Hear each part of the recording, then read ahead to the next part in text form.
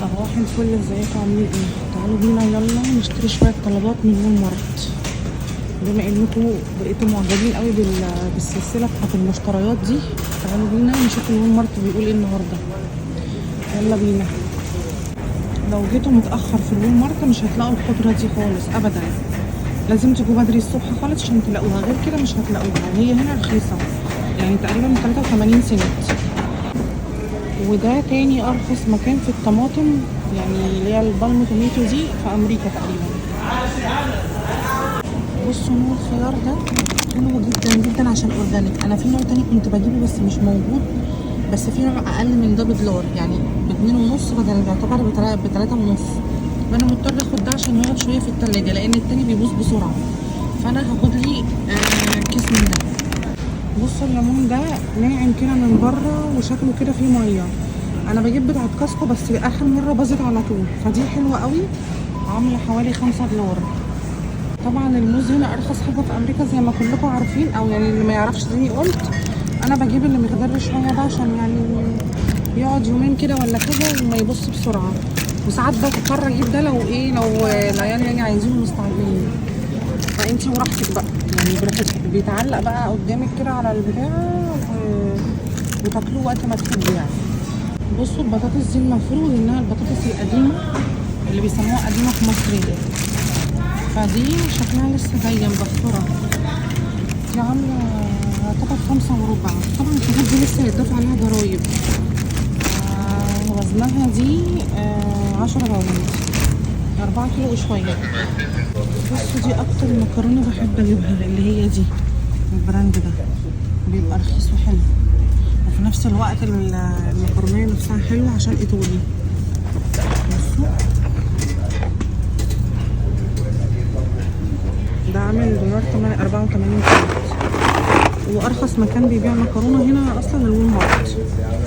بصوا عندهم المقصه الصغيره اللي احنا بنحطها في الكشري، جميله قوي برضو. بصوا ده اكتر نوع دقيق انا بجيبه كويس في كل حاجه ماشي. وعايزه اوريكم حاجه تانية، ده اللي هو البيكنج باودر ماشي، ودي اللي هي النشا، عشان بس دول الاكتر نوعين حلوين في الاصفر ده نشا، وده بيكنج باودر. تمام. انا بس بحاول ان انا لو في حاجه، عشان انا في الاول كنت ببقى لايصه اول ما جيت. طبعا في انواع دقيق كتير قوي، بصوا احجام، حتى الجولد ده في منه احجام.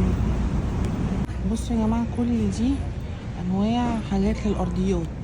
انا طبعا كان عندي الحمرا دي وباظت، وبعد كده جبت البراند ده وباظت برضو بعد فتره. لو حد يعرف اي حاجه للارضيات الخشب نوعها كويس يا ريت يقول لي. بصوا حتى اللي فوق دي كده معرفش اذا كانت كويسه ولا لا.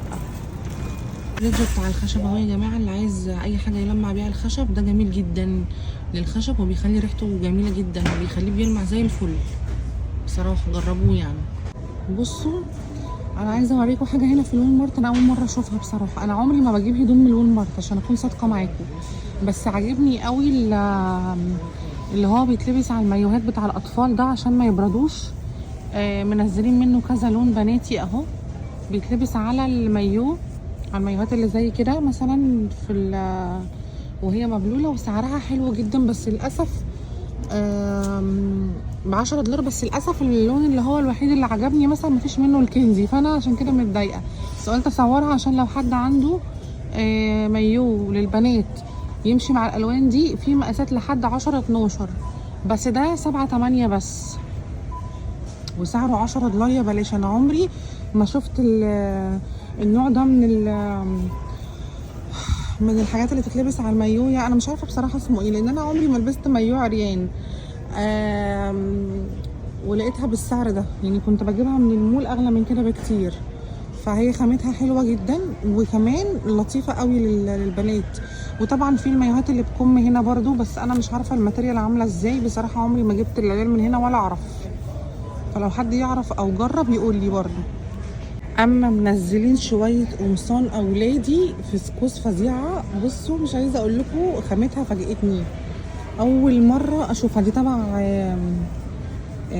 هي ميدن شاينا، بس خامتها في سكوز قطن، خطيره للاطفال الصبيين اللي هم الاطفال الصغيرين. بصوا سبايدر كذا حاجه ونينجا وحاجات كده، خامتهم لطيفه قوي قوي قوي، وسعرهم $17 بس يعتبروا غاليين.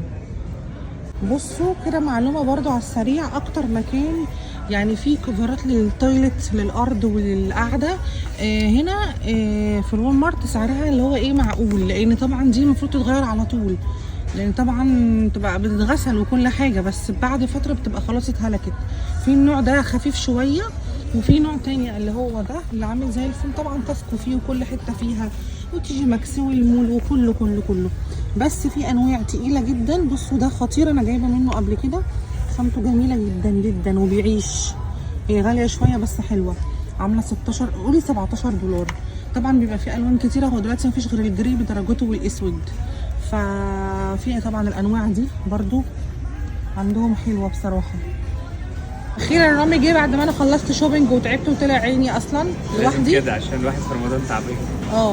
بصوا الحاجه الوحيده اللي ما صورتهاش ان انا جبت برتقال، ده مسكر بيبقى مكتوب عليه ان هو مسكر ماشي، وكايزر، يعني ما جبتش حاجه ثانيه ما صورتها لكوش.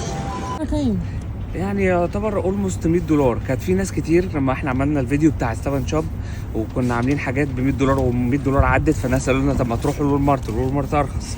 ادينا رحنا الوول مارت، هو فعلا ارخص ارخص في حاجات، بس في حاجات بس احنا يعني في حاجات معينه هي اللي بنجيبها من عنده بالزبط. مش كل حاجه، يعني حاجات معينه. المكرونه هنا ارخص مثلا، صح. اللبن سعره زي بره، الخضار والفاكهه مش بتعيش قوي زي بقيه الاماكن التانية. ايوه، فتجيبوا كميه صغيره وتاكلوها على طول. فعشان كده قلت انا نحاول نيجي هنا ونجرب، وجبنا حاجات برضو بأولموست $100. والنبي ما حدش يقول لي مقاطعه، لان احنا عايشين في امريكا بقى، وكل الناس هنا اصلا يعني احنا هنقطع ايه ولا ما نقطعش ايه؟ طب نعمل ايه طيب؟ احنا مفيش، مش اللي قادرين نقطعه، اللي قادرين نقطعه بنقطعه، لكن ما حدش يقول لي الوول مارت مقاطعه، لان برضو طلعوا على كاسكو ان مقاطعه، وطلعوا على مش عارفه مين مقاطعه. فيا جماعه والله العظيم احنا بنحاول نقاطع حاجات كتير احنا بطلنا نجيبها، ولكن يعني في حاجات احنا مضطرين غصب عننا عشان احنا عايشين هنا، فاحنا مضطرين. كل حد عايش بره مضطر يتعامل في الحاجات دي، ويعني مش معقوله انا هقدر ان انا مثلا ما اجرب، يعني هقطع كل الاماكن، هشتري منين طيب؟ هجيب اكل منين؟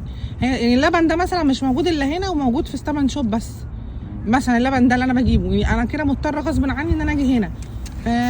والكايزر ده مثلا مش موجود الا هنا برضو، فعشان كده قلنا ايه ان احنا نيجي ونجرب مكان تاني على بناء على طلبكم، ودينا جربنا اهو.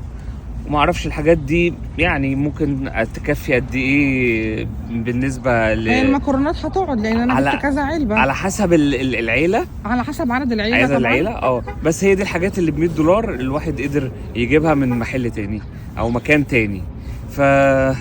نشوفكم في فيديو تاني، وعايزين اماكن تانية نروحها ونشوف بنشتري فيها حاجات $100 تاني، اكتبوا لنا في الكومنتات. وتمام، سلام.